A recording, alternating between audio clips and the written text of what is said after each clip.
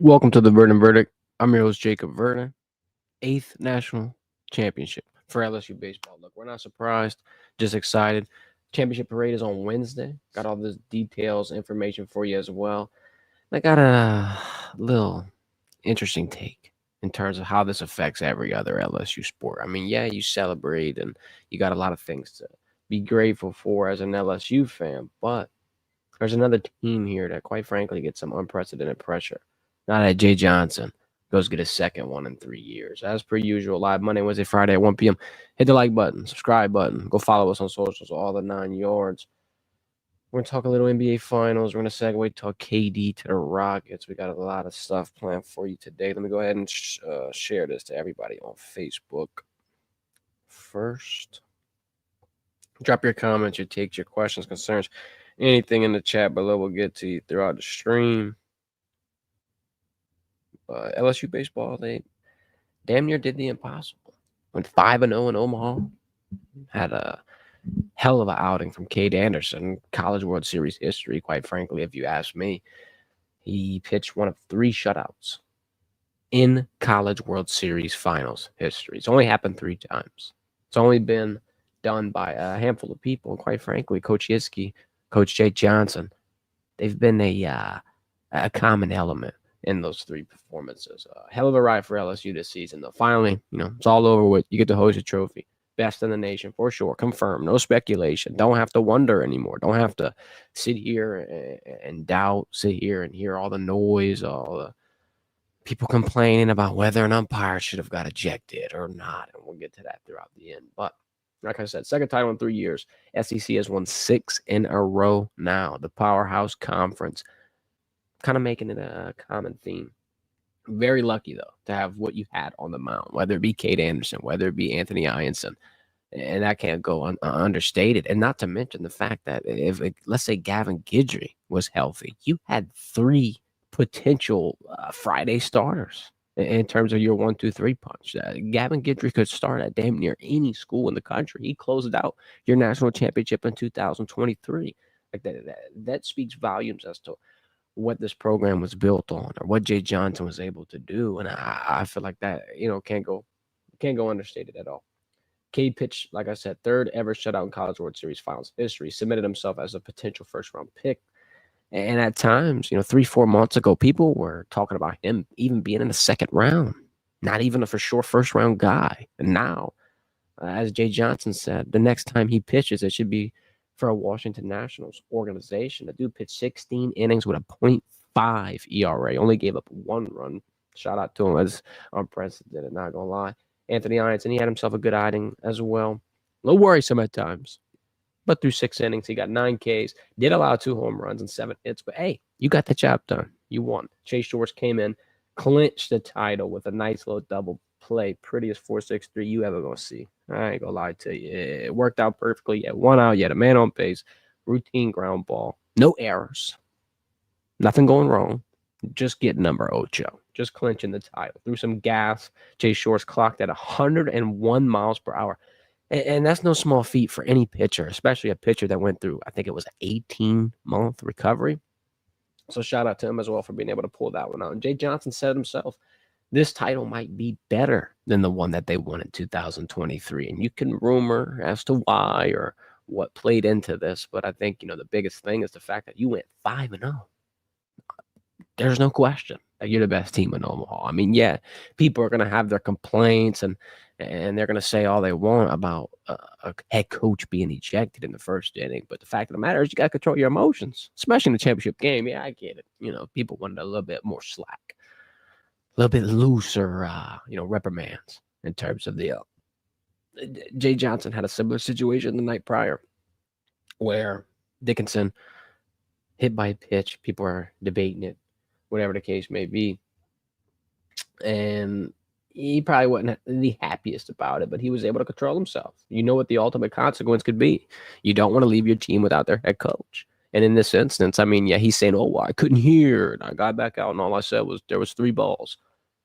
You were issued a warning. You stepped outside the dugout. And then after the fact, after you got thrown, you're still there complaining. Your first base comes down, does the whole thing, and one of the umps tripped on someone's foot or whatever the case may be. It was a spectacle, not to Not to underplay that, but I just think in that instance, yeah, emotions are running high, but you do have to learn how to control them. You are the biggest, uh, like visual for your team. You are supposed to be the face. You're supposed to be the head honcho in that dugout. You're supposed to be, I mean, shit, the manager. You're supposed to be the guy that keeps everybody's emotions in. And when you can't control your own emotions, I mean, I'm not saying it says anything bad about your team, but it just kind of puts you in a little bit of a negative light. A lot of people are saying that it wasn't needed. This wasn't a Wednesday night game, yada, yada, yada. It's still one of those situations where you're going to have to be a little more mature about it. That's just my take. The team arrives at the box today at 3 p.m. In about an hour and a half, they're going to be there with a championship trophy. So go pull up. Wednesday, championship parade will be at 7 o'clock at the box. Here's the fact of the matter, though.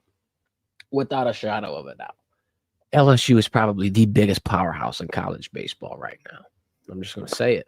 I mean, you had people questioning on if Jay Johnson was an elite coach or if LSU can get the job done. Obviously, you're not going to be able to question that anymore, at least in my opinion. Jay's the fastest to be a two-time College World Series champ in NCAA history, so shout out Coach Jay. And LSU is now the first D1 baseball team to win multiple natties in 3 different decades, the 90s, early 2000s, and the 2020s.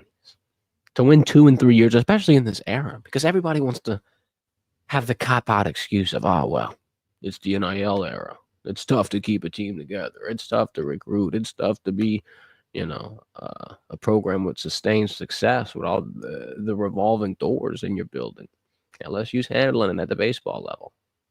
And Jay Johnson, I mean, quite frankly, had one of the biggest revolving doors, losing people like Dylan Cruz, Paul Skeens, Trey Morgan, Joe Bear, Dugas. List goes on and on. Thompson. The fact that you were able to replace Tommy White, I couldn't forget that one. But the fact that you had to replace those talents, and quite frankly, I would say 1.5 years, 2 years, put together another championship team that he's going to say is arguably, one of the more exciting teams he's ever coached in his life. It shows not only the work ethic that they're willing to put in, but the system that they have in place. Because it's a 2-part system, in my opinion. Yeah, all the players want to be able to be compensated in this era. And a lot of people are going to talk about that and harp on that, oh, it ain't the same. Their focus isn't where it needs to be. The second part, after you get through the compensation, is the fact that they produce. They have results. They have a deep alumni in terms of players in the majors. They have a deep history, a deep trophy case now.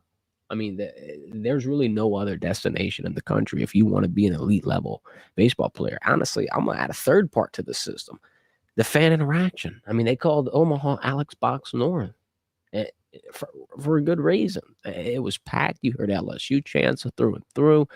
You had Tiger fans everywhere. I mean, if you go to Rocco's and you look at the damn Jello shop board, you'd act like that was the only thing they were drinking all weekend.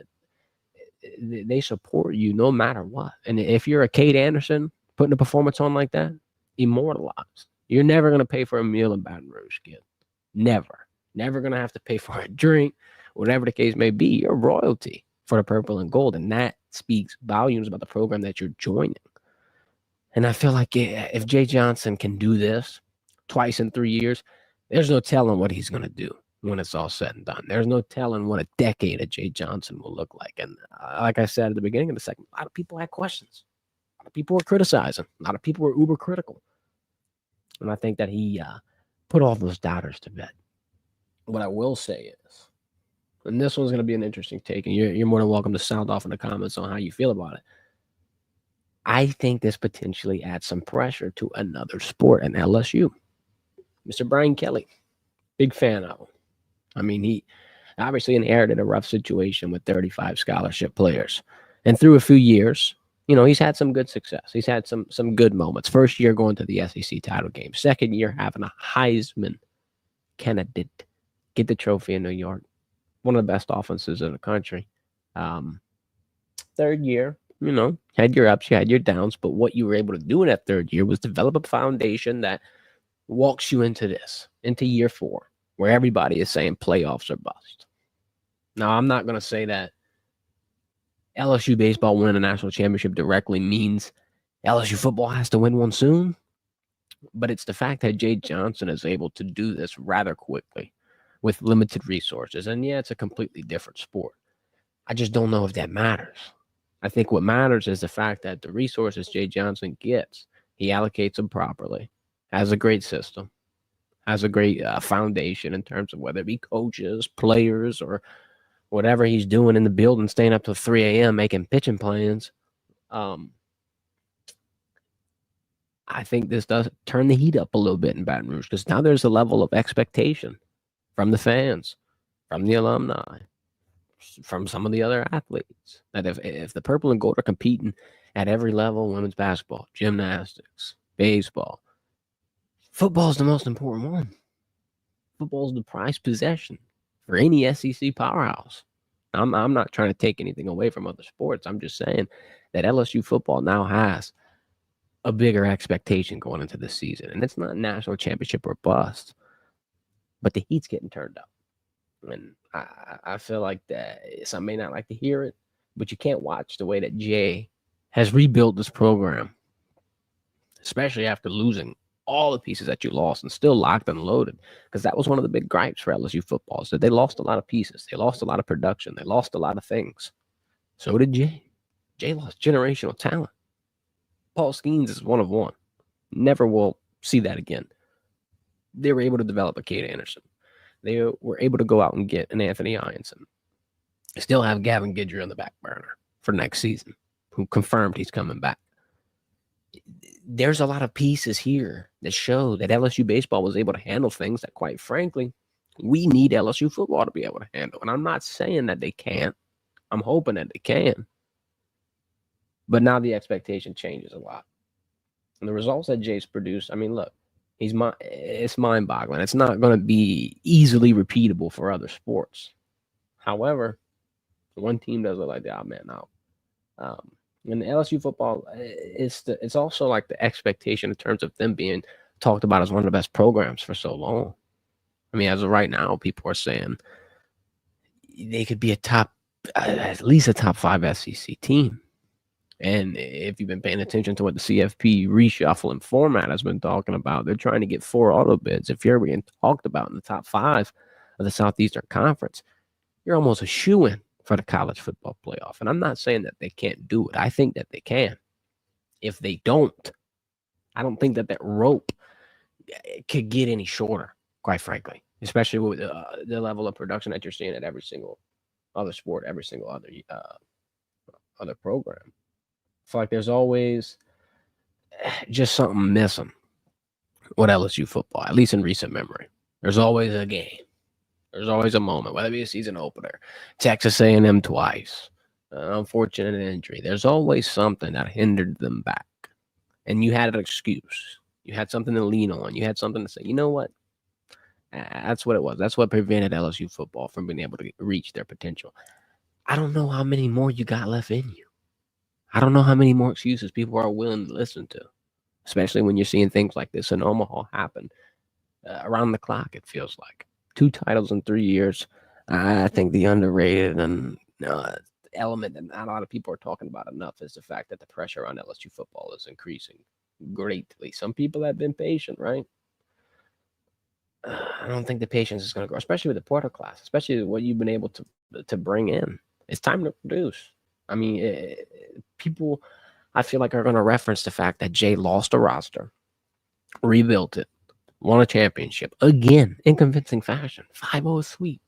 I mean, yeah, you had some games you thought was in doubt. The Arkansas game, you had 2 outs in the 9th inning. All of a sudden, boom, miracle. Cardiac catch strike again. LSU football needs some of that same juice. Because if not, people are going to go tired. And when you have 4 years in a row of this, now there's definitely a definitive question as to, is this going to be able to work out in the way that people are thinking? Is Brian Kelly going to be able to get LSU to that point? And I'm even going to go out on a limb and say, I don't think a playoff berth this year guarantees him the entirety of that guaranteed contract of the whole 10 years. And I mean, I'm a fan of Coach Kelly. I'm a fan of what he's been able to do. And I feel like they will be able to produce this year. But I'm just saying, you go to a playoff, if you lose in the first round and the next season you miss it, it's like that. The fact that you made that 12-man this year doesn't guarantee you 2-3 more years. You still are going to have an expectation to produce, especially if you've got every single other team around you in championship contention, not even playoff contention. I mean, you got teams making deep runs. You got teams doing things that, quite frankly, everybody's expecting LSU football to do. So the pressure amped up. Shout out to LSU baseball. Hell of a run. 8th national championship in convincing fashion. Now, Brian Kelly, you're on the clock. And I say that as respectfully as possible. I really think now the pressure is at an all-time high. And it's not like it wasn't before LSU baseball wins. And that's not going to be the only factor. The biggest factor is going to be the resources that you put in to get this coaching staff together, to get this roster together, to keep some of the players from going to the NFL draft. Now you really got to produce the 12-man format or whatever the case may be. You can't be expected no more to drop a season opener. You can't be expected no more to have a 3-loss season. Double-digit wins, 10 wins, whatever the case may be. People are expecting more. That's what you've been producing. That's what you've been seeing. The foundation should be set. If Jay Johnson sets a foundation like this and creates a championship expectation, and he meets it twice in 3 years, matter of fact, I think that expectation grows a little more critical from LSU football standpoint. That's just my take on it. But we'll have more coverage for LSU football as well. Matter of fact, this week on Friday, we're going to be boots on the ground at the Manny Passing Academy. We're going to be talking to a lot of college football quarterbacks, not just Garrett Nussmeier. We'll mix in some Kate Klubnik. They got Lenore Sellers.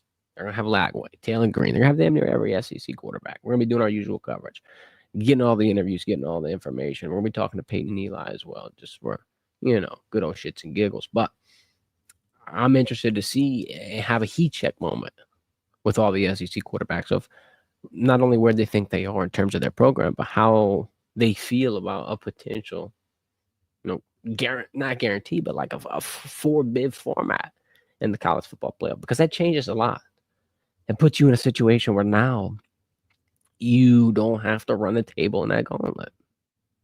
You're going to see 3-loss SEC teams in there. You're going to see multiple, quite frankly, if that format happens. Now, they're battling between that and the 5+11. And if you had to make me really pin down what one I think is going to happen, it'll probably be the 5+11. They'll probably do the conference championship bids and then the 11 at-larges with the 16-team expansion. But I'm interested to see how that mind shift changes, because everybody's going to be able to experience this at a microcosm level. LSU just grows because the fact that your next door neighbor at Alex Box Stadium just got number 8. That pressure, I think, is going to kind of parlay into the expectations of the fans. They're not going to be happy to see a loss at Clemson or potentially at Ole Miss or at home when Florida comes in or at home when South Carolina comes in. You're going to hear exactly the true feelings and the true, disgruntlement that LSU fans would have, especially now that they're fresh off of a national championship. Now it gets critical. Now people are going to grow restless. It's just the reality of the situation. Let's move into this NBA Finals talk. Oh, man. Halliburton. Very unfortunate ending. Wild ending to the finals. We did our little final prediction like a month ago or, maybe 2 weeks ago at this point. I don't know exactly what date, but I expected it to go the way it did. I expected the Pacers to make a run in the first 2 games, maybe steal one, and they did. And I expected this season or series to go 6-7 games.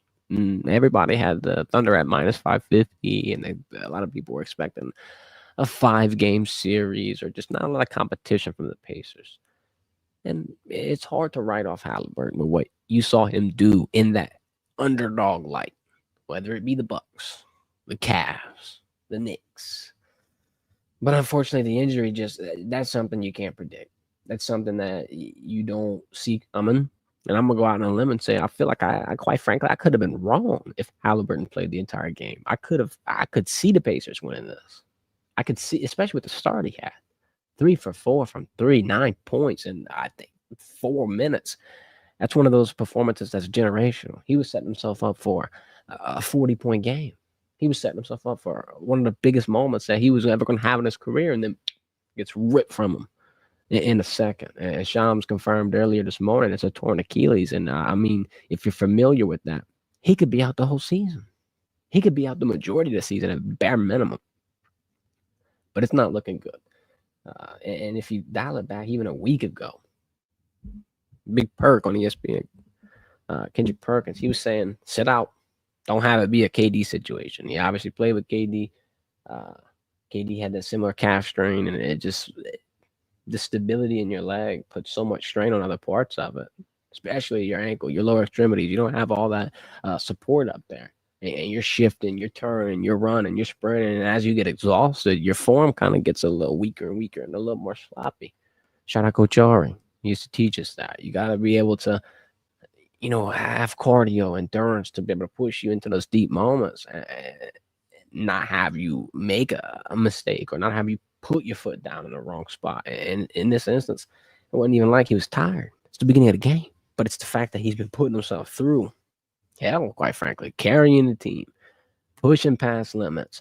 And if he's starting playing game 6, maybe there's not even a game 7. So I understand the fact that this is the biggest moment of your career, potentially ever. You might not ever get guaranteed a game 7 in the NBA Finals again. You might even be guaranteed an NBA Finals again. So the fact that he left it all out there, I feel like that's a good representation of what kind of competitor Halliburton is, right? And then not to mention the fact that at the end of the game, he's not in the locker room crying or he's not in street clothes, none of that stuff. He's on crutches in the tunnel, dapping up each of his boys, sending condolences, congratulating them on their performance. That's a team player. And it's unfortunate to see him go down a similar route as, I'm not going to say a Derrick Rose, but like that injury, you never saw him come back from that. And it was a completely different injury. It was an ACL injury, but you have to have that question in your head of, is Halliburton going to be able to return at that same speed? Especially if you're missing that much time. If you're missing that much time, now you got a lot of other questions in your head. Miles Turner's on a contract here. Siakam's not old, but Siakam's like 31. That window in the NBA changes so quick. I mean, hell, the morning of Game 7, the Rockets tried to load up and become a contender, and we'll talk about that. But the NBA, your windows aren't forever. You know what I mean? Ask the Toronto Raptors about it. They win and it's over with quick. They get a little brief moment in the sun. The Bucks even. The Milwaukee Bucks had a very brief stint at the top. It's like the revolving door that constantly hits you on the ass as you're on your way out. I just hope Halliburton and the Pacers aren't in that spot. It's too early to tell. I feel like he's going to obviously push to make an early recovery, and I think he's a hell of an athlete. But it's unfortunate to see it in that way because you thought you were watching the beginning of one of the top contenders, and not even just the Eastern Conference, but the whole NBA. And now if he's going to be on the sideline for 8 months, 9 months, 10 months, up to a year, missing the whole season potentially, it's going to be interesting to watch him recover. Obviously, thoughts and prayers with him and hoping the best. Very unfortunate news. Back to the recap, though. Pacers crumbled without him. Simple. Purely simple. 21 turnovers. They were lost. They were shell-shocked. They didn't know what to expect. The full-court press was putting so much pressure on them. I mean, dudes are trying to distribute the ball, throw it around the court, and it's just getting plucked off. Transition. Chet Holmgren dunking on shit. It's like, oh, my God. Every single second of the game after Halliburton was out of there, you just holding your breath, hoping they don't bust out to a 20-point lead. And in the third quarter, I think the thing that prevented them the most from going under and waving the white flag was TJ McConnell. And I heard Pat McAfee talk about it earlier this morning. Dude's only getting paid $11 million. $11 million for somebody that was the spark plug to your team all playoff long. And I believe he signed that contract last offseason. So shout out to the Pacers for inking one of the best role players to a deal that's going to be able to keep him as one of the key pieces going forward, because you're going to need him. You're going to need that spark, especially with Halliburton on the bench, because that point guard position is going to be very pivotal in terms of replacement. He had 10-plus points in the third quarter alone. Seemed like one of the only Pacers players that was actually producing offense, that was actually scoring buckets. Off or not, the Thunder waxing them in return with threes. If TJ doesn't go on that run, though, Pacers are cooked. Simply. It'd have been a 30-point game. It'd have been a 40 ball. It'd have been disgusting. I mean, it was already rough. They won by 12 in Game 7, where the average point differential was 6.2 over the last 22 years. It's a next-gen stat for you. They doubled it. Vegas had the spread at 7. Not enough, as OK Dot would say. Credit to Shai Gilgeous, though. All season, he put on performance. Whether you love him, whether you hate him, whether you agree, disagree, foul merchant this, foul merchant that, doesn't matter.